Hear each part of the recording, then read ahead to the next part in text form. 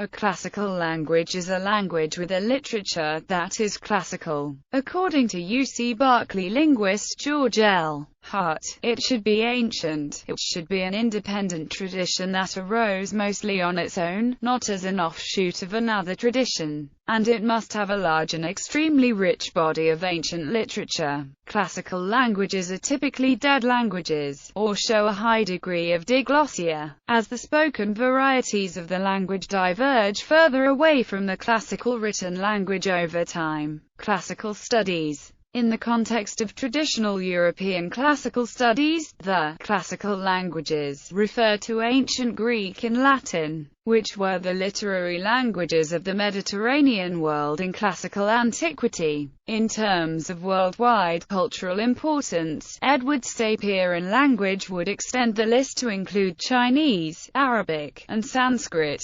When we realize that an educated Japanese can hardly frame a single literary sentence without the use of Chinese resources, that to this day Siamese and Burmese and Cambodian bear the unmistakable imprint of the Sanskrit and Pali that came in with Hindu Buddhism centuries ago, or that whether we argue for or against the teaching of Latin and Greek in schools, our argument is sure to be studied with words that have come to us from Roman Athens. We get some indication of what early Chinese culture, Buddhism, and classical Mediterranean civilization have meant in the world's history. There are just 5 languages that have had an overwhelming significance as carriers of culture. They are classical Chinese, Sanskrit, Arabic, Greek, and Latin. In comparison with these, even such culturally important languages as Hebrew and French sink into a secondary position. In this sense, a classical language is a language that has a broad influence over an extended period of time, even after it is no longer a colloquial mother tongue in its original form. If one language uses roots from another language to coin words, this is an indication that the second language is a classical language. Living languages with a large sphere of influence are known as world languages.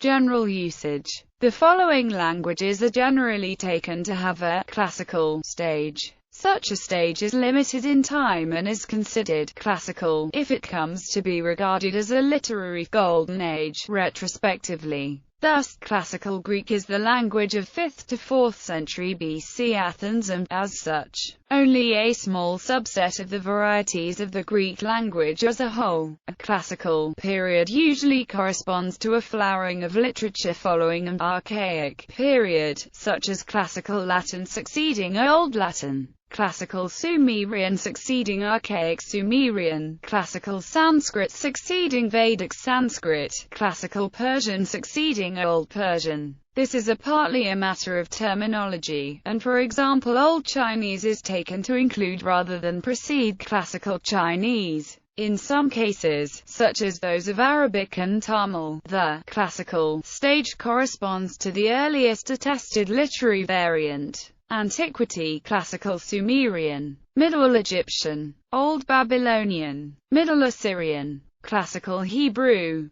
Classical Aramaic, Classical Chinese, Classical Greek, Classical Sanskrit, Classical Tamil, Classical Pali, Classical Latin, Classical Mandaic, Classical Syriac, Middle Persian, Classical Coptic, Middle Ages GEZ, Classical Armenian, Classical Arabic, Classical Kannada, Old Saxon, Old Javanese, Old English, Classical Georgian, Old East Slavic, Angkorian, Old Khmer, New Persian, Old Nubian, Old Bulgarian, Classical Tibetan, Classical Japanese, Classical Occitan, Classical Tagalog, Middle High German, Old Serbian, Classical Telugu, Malayalam language, Old Norse, Middle Bulgarian, Middle Low German, Classical Icelandic, Classical Catalan, Classical Manding, Old Ruthenian, Old Anatolian Turkish, Classical GEZ, Classical Irish or Classical Gaelic,